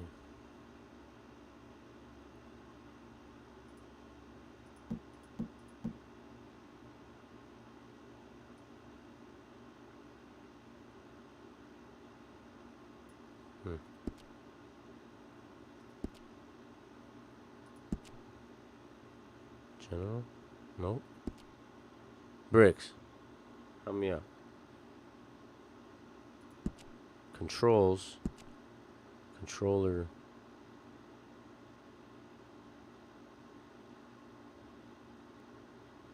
Camera relative.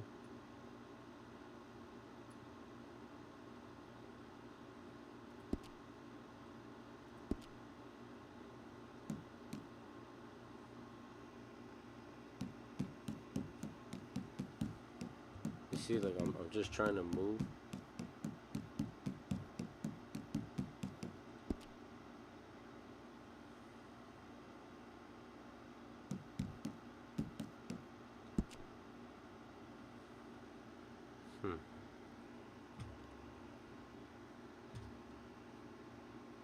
Alright, let's see what it does. Hi there.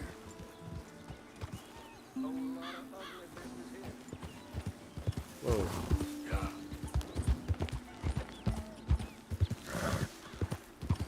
This is weird.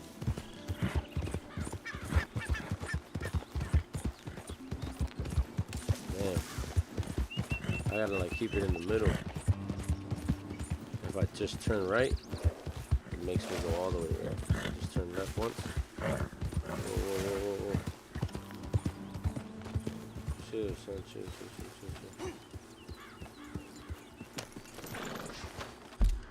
Okay. That's not good.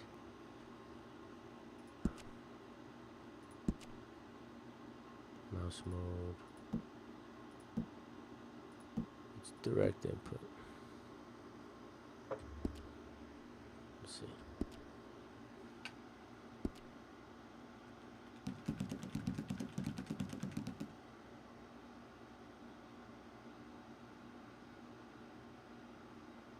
Tell me more, tell me more.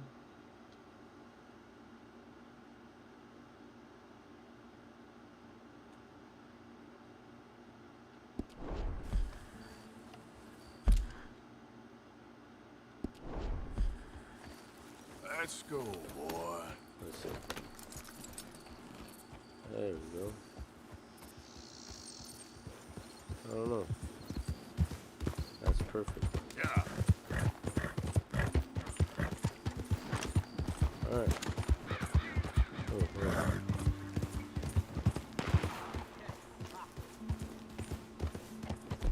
Okay then.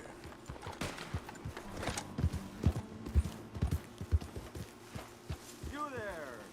Would you be interested in some friendly competition? Oh, hell yeah, homie. What's up? I've come all the way north from Mexico to challenge a real American gunslinger. You him?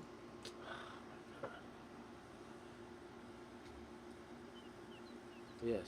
Me? A real gunslinger? Let's find out. Okay, man. That's what I like to hear.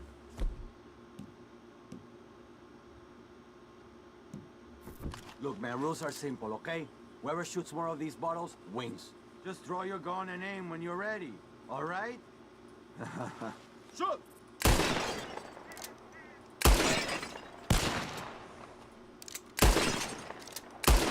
Perfecto. Damn it all! How the hell did you beat me, huh? What's up, my G? Better shot, I suppose. That didn't make me happy at all. How about we raise the stakes, Let's run it, huh? cuz. All right, let's do it. Let's run it, cuz. That's a good call, amigo. All right, real simple. First one to hit 4 flying birds wins. Stand near me, and as soon as they come out, it's anyone's shot. Be patient. Ah, there they go. Shoot!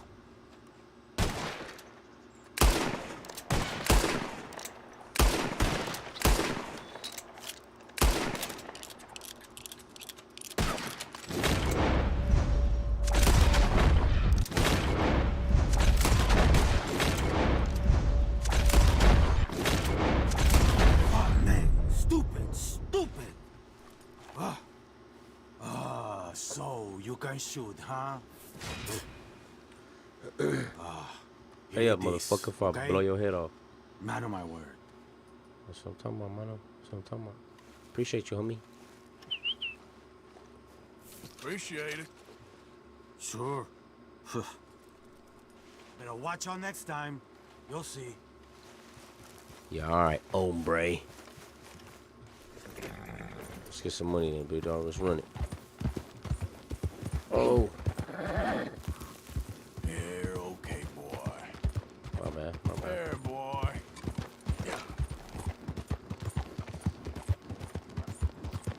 Yeah, the fool didn't say I had to shoot with the fucking chopper, fool.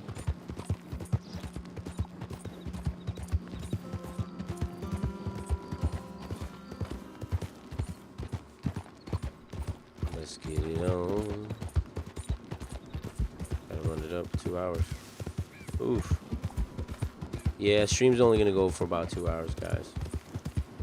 I appreciate you guys though. Thank you guys so much for tuning in, joining in, whatever. You know I love y'all.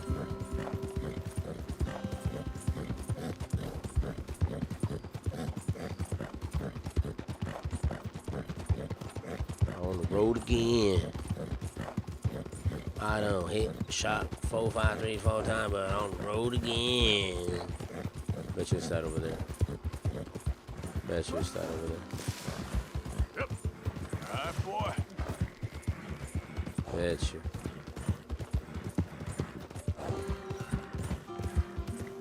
Bet you, homie. Easy now. Rolling real smooth like. The deader is. Ah.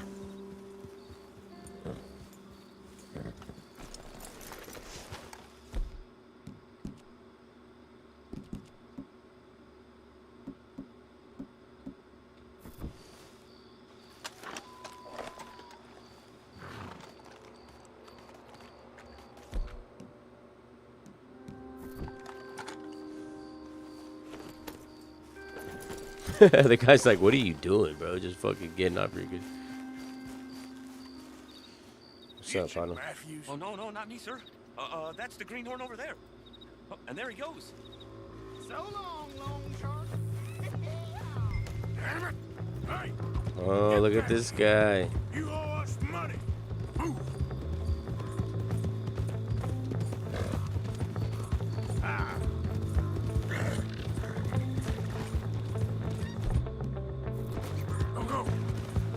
Better believe it, I'm coming after that ass young chick.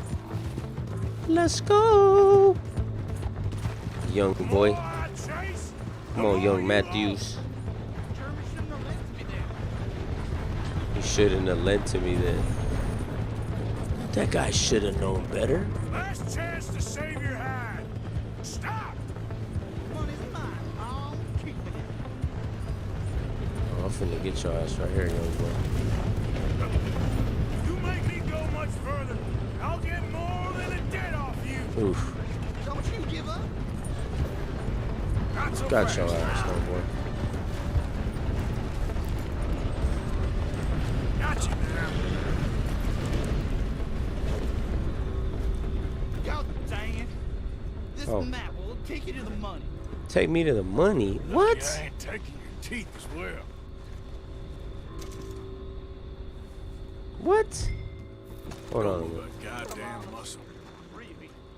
Bro, you let this mother blow his fucking leg off at least. Making me run that goddamn far. Yeah.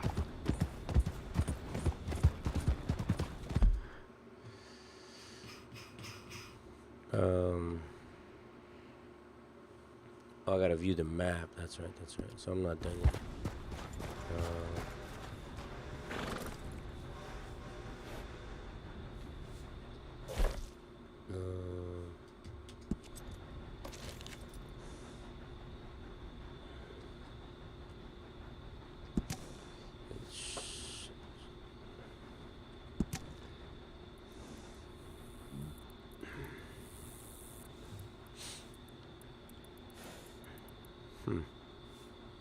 One, two, three.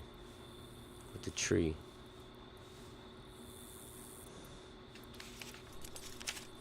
Ain't none on the back. Okay. Ain't none on the back.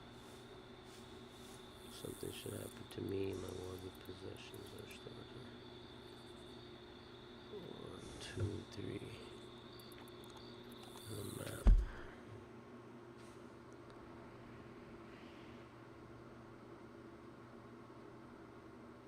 Shit. Oh. I'm all shit. I don't know. But it's right there, I guess.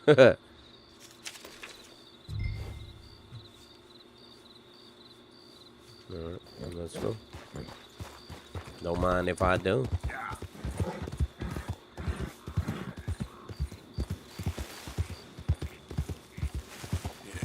good boy.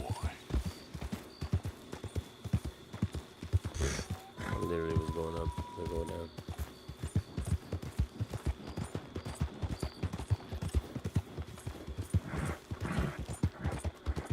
Man, you need to get faster, bro. You need to put that stamina up. Come on. Come on. Come on. Come on.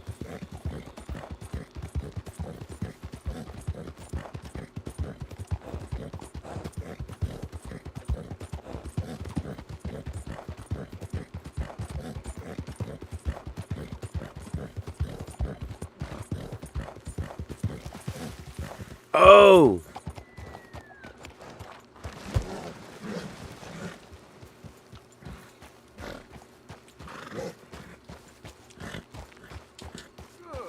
You alright? You alright? You alright? You alright?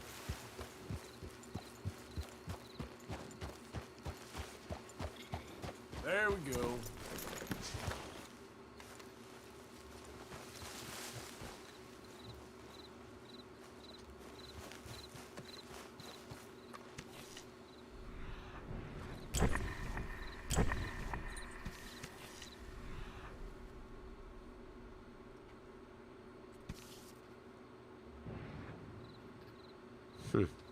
Let's look at that motherfucking thing again.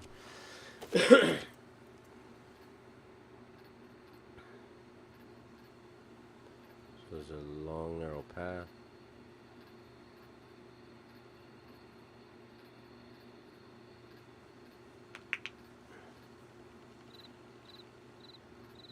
Two big tree. 3 is the hole. All right.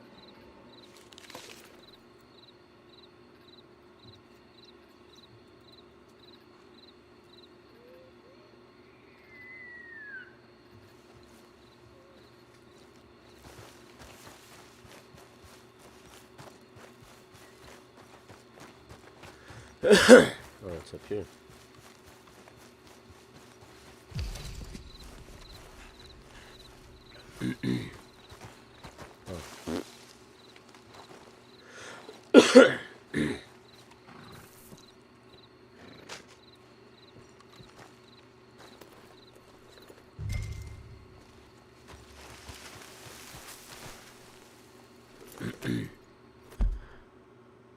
Looks like we only got enough time to collect this last little bitty debt right here, guys.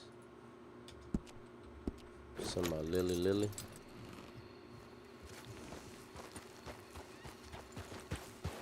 Yep.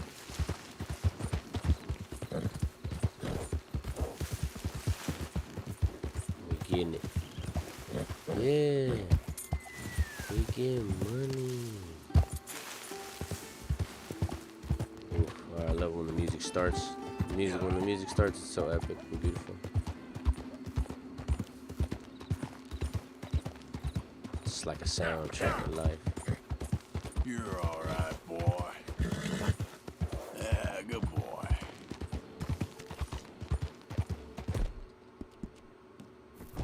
Go easy, boy.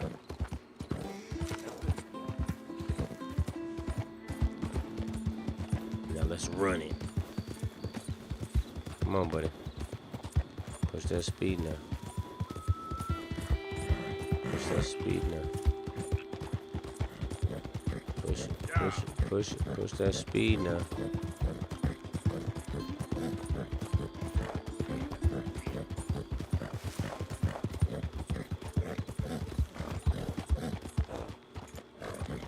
Oh, you know what? Never mind. I ain't paying no goddamn debt. I only got $80. Whoa, now.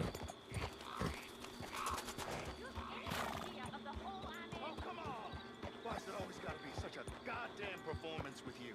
Now, I told you I'd get you the money next week, and I'll get it. If you didn't make it this week, who's to say you'll make it next? Don't you take that tone with me. I thought you said you loved... Lily, where's our money? What? That loan you took. It's payday. I'm sorry. I don't have it right now. Well, then. I guess we got a big problem, don't we? Cooper, give him what you've got. I ain't giving him nothing except a lesson in damn manners. Oh, what the fuck?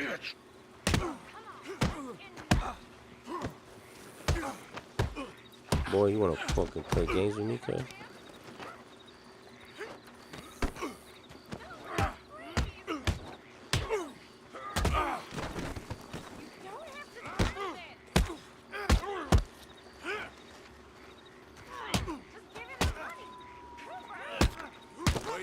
Sit your ass down, player. Sit your ass down, player. All my money, I gave it all to him. Just take everything that you found on him and let's be done with this, please. I don't think it tells you. Oh, maybe it does. Keybinds. Key mapping.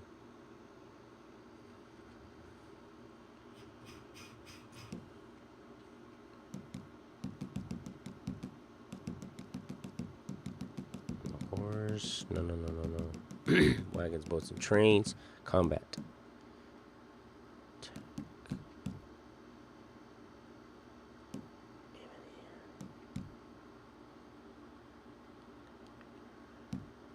Immediately block R.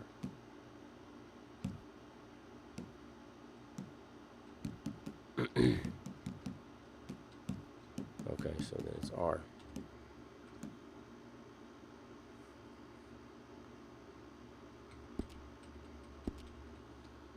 Okay.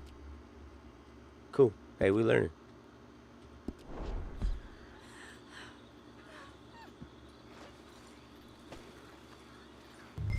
Leave me alone, won't you? You've got the debt. What do you want? I didn't steal that. It's a debt. Damn it. Ain't my concern, no, sir. Sorry.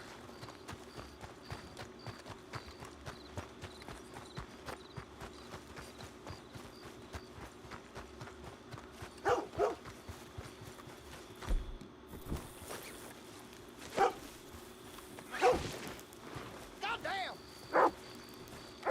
Oh, Lord above! Alright, bro. I got a hog tail, you know. Hey, I don't even remember what I need to forget. No! Please, no! You're a son of a bitch. So you ain't gonna say shit then. Amoral northern scum. Come on. You stay away from me. Nah. Oh, he disappeared. No, it didn't.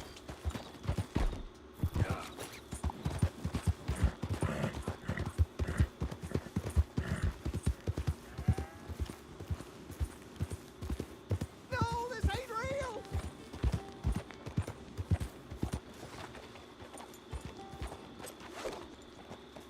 go.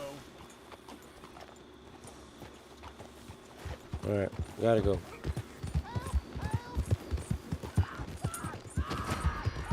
Oh man, another witness.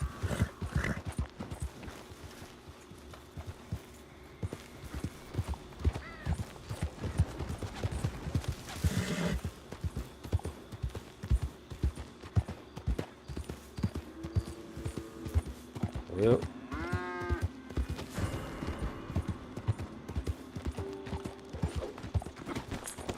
Oh shit! Yep.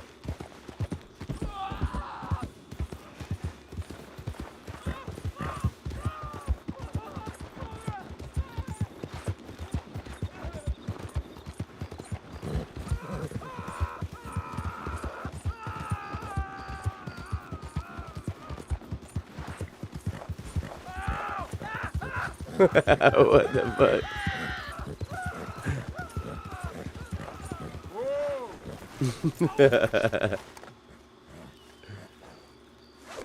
Stay right there.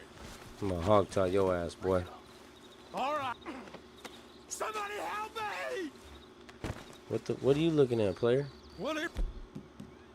Point your... You made...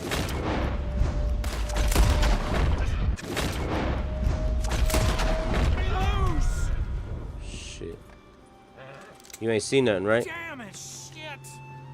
Shut your ass up.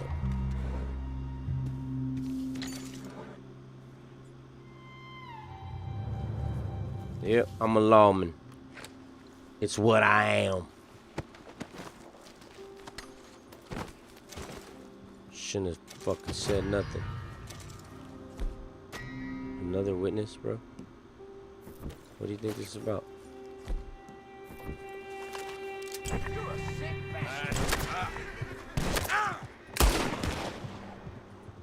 You got this all wrong, you goddamn fool!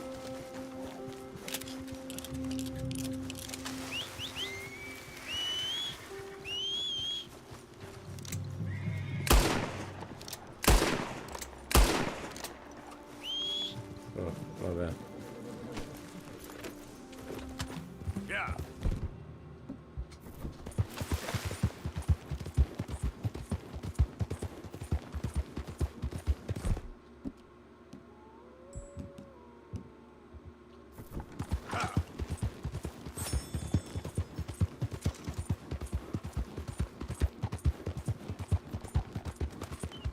Oh, no, sir.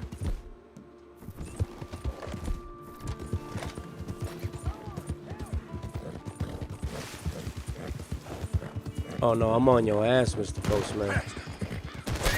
Oh, what the fuck? Okay. Okay, boy.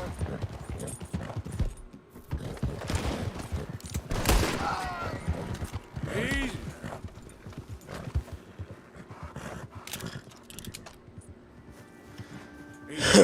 I don't know why you ain't, you know, you had to just relax, man.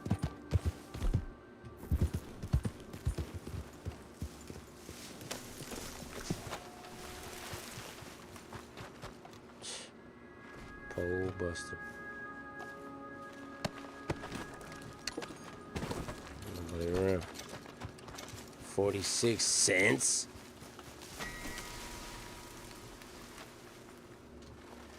Check this fool's horse. Once we check this fool's horse, I see us. Oh! Alright. Last time I let you do some shit like that to me again. You understand? You better stop it. You better stop it. Whoa there. Easy. Whoa, whoa. Easy. Whoa now. Easy. Whoa, easy.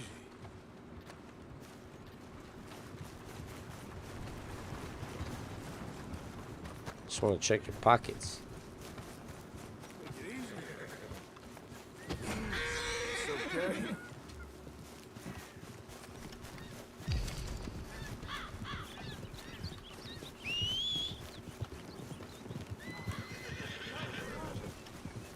All right, boy.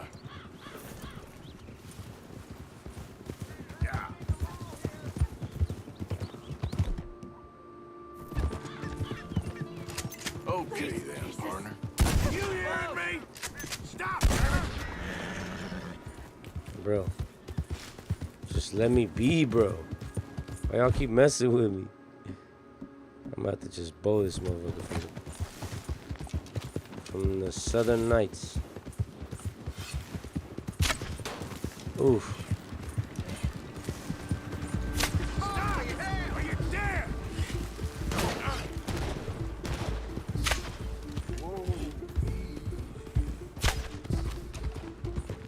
Whoa. Easy. No, I'm gonna get him with the bow.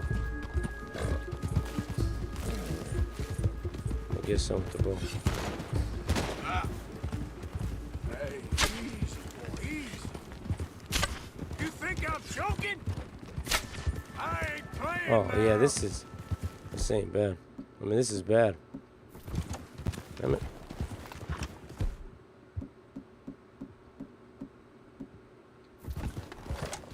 I'll just shoot you right there now, buddy. You hear? Oh no! No. Shot my dog in the head. Enemies were led to camp. What happened? What did I do? Did I fuck something up?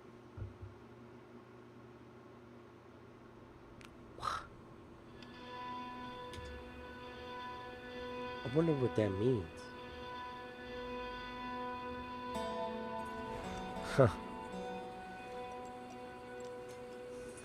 Alright, that's what we're gonna do. This is what we're gonna do.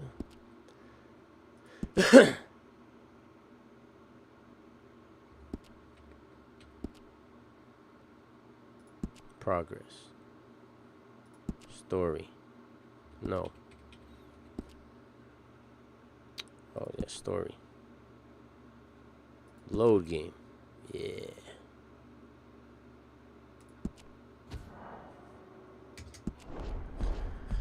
Because I did a lot of bad stuff. A lot of bad stuff. Anyways, cheers.